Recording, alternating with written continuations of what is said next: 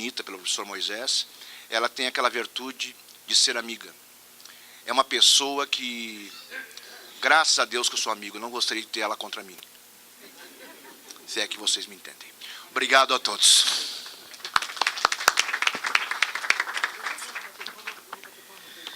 Eu preciso, antes de passar a palavra para o professor Peter Frey, que vai fazer a exposição seguinte, registrar uma série de mensagens que nós recebemos homenageando a professora Eunice e algumas das quais me pediram para ler, dar testemunho da sua impossibilidade de estar presente. No meu caso, o professor Fernando Limonge, chefe do Departamento de Ciência Política da Universidade de São Paulo, do professor Sérgio Adorno, que é do Núcleo de Estudos, da direção do Núcleo de Estudos de Violência da Universidade de São Paulo, e mais um conjunto de colegas.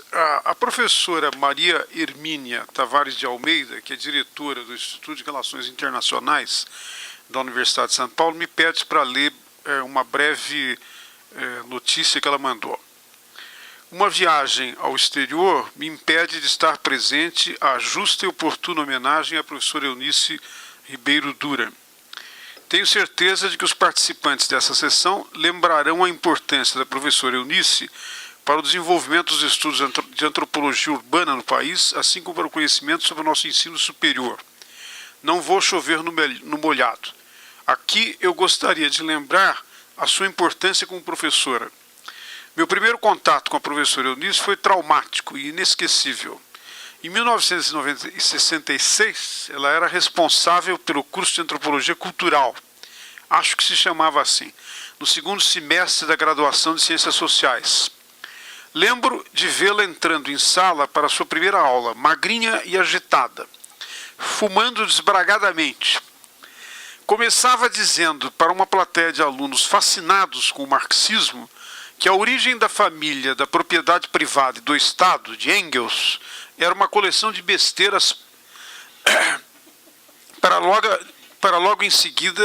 a seguir nos introduzir a complicados textos sobre relações de parentesco. A seguir vinha o ensaio sobre a dádiva de Marcel Mauss, onde, se não me engano, apareciam os nativos que trocavam braceletes por colares, num comércio sem nenhuma lógica econômica. Confesso que a princípio fiquei irritadíssima, eu e toda a minha turma, e bem desconfiada. Algum tempo depois, quando chegamos a Malinowski e seus trubiandeses, eu já estava completamente rendida ao fascínio da antropologia e completamente vacinada contra qualquer forma de evolucionismo vulgar. Eunice, você me ensinou, e a tantos alunos seus, a duvidar da sabedoria convencional, a apreciar a complexidade e a pensar por conta própria. Eu ficaria muito feliz se conseguisse fazer o mesmo com os meus alunos. Obrigado, mestra. Com carinho, Maria Hermínia Tavares de Almeida. O professor Sérgio Adorno também faz uma menção pessoal muito carinhosa, muito enfática à professora Eunice, e me pede para mencionar que, como ex-aluno, ele foi também testemunha dos irrefutáveis compromissos da professora Eunice com a universidade e o ensino público, a par de sua contribuição para o desenvolvimento não apenas da antropologia, mas das ciências sociais no Brasil. Aproveito para parabenizar o NUPES por essa iniciativa. Esses rituais são fundamentais para que as futuras gerações possam se espelhar em modelos de conduta ética irrepreensíveis e reproduzir o que de melhor há em nossas tradições acadêmicas. Eu registro também a presença do professor Hubert Alqueres, que é o presidente do Conselho Estadual de Educação e que está aqui conosco. E a Maria Filomena Gregori envia uma mensagem de felicitação e de homenagem à professora Eunice em nome da Associação Nacional de Pesquisa Pós-Graduação em Ciências Sociais, ANPOX. Eu passo então agora a palavra ao professor Peter Frey. Maria Helena, convite de vir aqui para homenagear a minha amiga Eunice Duran. É constrangedor mesmo, porque se a Eunice teve medo de não poder dizer nada muito inteligente, imagine a gente vindo de longe. Mas, e também, o tempo vai encurtando, vou restringindo um pouco o que eu quero dizer, mas eu vou falar da antropologia da Eunice, do meu conhecimento com ela através da antropologia. Primeiro conheci, aliás, antes de conhecê-lo, ao mesmo tempo, eu li A Caminho da Cidade, que é o primeiro grande livro da Eunice sobre a migração italiana aqui em São Paulo. Sem família, eu, no Brasil, e com poucos parentes vivos na Inglaterra, logo percebi que a minha capacidade de sobreviver bem no meu país adotivo dependeria da formação de amizades que pudessem, de certa forma, tomar o lugar dos ausentes laços de parentesco. É verdade que pude comprar a mediação com o serviço do Estado através do exército de despachantes que vivia lá naquela época em Campinas, que naquela altura se congregavam nas portas do Departamento de Trânsito, NPS, Universidade, etc., mas para navegar os meandros da vida social mais ampla, precisava de amigos que apontassem os caminhos onde não havia placa nenhuma. Eunice foi uma das primeiras grandes amizades que tive o prazer de formar no Brasil. Professora na USP, ela logo se tornou um ponto cardeal no meu mapa intelectual e político e social do país. Se foi com os meus amigos de Campinas, Antônio está aqui, que aprendi a falar, cozinhar e negociar a vida campineira, foi com a Eunice que ganhei acesso ao mundo maior, em particular a vetusta Universidade de São Paulo, nas visitas regulares que fizemos às barracões, não sei se ainda existem por aqui. Graças a Eunice, fui conhecendo quase todos os cientistas sociais da época, que, pela transitividade da amizade, diga-me com quem andas, direi quem és, foram me incorporando numa rede social generosa e cada vez mais ampla. Eunice, todos nós sabemos, é figura fundamental no desenvolver a antropologia no Brasil no último meio século. Ela conversou com todos os grandes paradigmas da antropologia, culturalismo americano, tradição etnográfica, sobretudo, fundada por Malinowski, estrutural funcionalismo britânico, marxismo, estruturalismo do Claude Lévi-Strauss, e os pós-modernismos e, mais recentemente, a etologia. Ao mesmo tempo, a encontro com o desafio de entender as imensas transformações que passou a sociedade brasileira. Então, vocês sabem que eu vou encurtar aqui, mas toda a questão da urbanização, industrialização e as transformações da universidade se tornam fundamentais para o pensamento da Eunice. Eu, quando escrevi uma apresentação ao livro da Eunice, A Dinâmica da Cultura, eu inventei que ela tinha 3 fases, não sei se são corretas, quando fui lá ver de novo, acho que talvez não, mas chamei a primeira de inocência, a segunda de heroica e a terceira de libertadora, eu acho. Né? A inocência seria o início, o primeiro estudo dela sobre o movimento messiânico no interior do estado de São Paulo, não é isso? Maravilhoso, quem não conhecia antes de ler esse artigo. E é uma fase relativamente confortável no paradigma mais ou menos aceito, universal, estrutural, funcionalismo, que todo mundo mais ou menos achava que era isso mesmo. Não é? Era confortável e por isso que chamei de inocente. Eu acho que ela, nesses primeiros trabalhos, estabeleceu princípios que nortearam toda a sua carreira de pesquisadora. Uma metodologia que privilegia a etnografia baseada na observação e a participação, uma preocupação em entender a dinâmica cultural no contexto mais amplo das macrotransformações econômicas e políticas, e a busca constante para o que Malinowski chamava o ponto de vista do nativo. Assim fazendo, ela foi levada a perceber com clareza o quanto a família e os laços de parentesco são cruciais, foram e são, para a ordenação da vida social nesses momentos de forte mudança.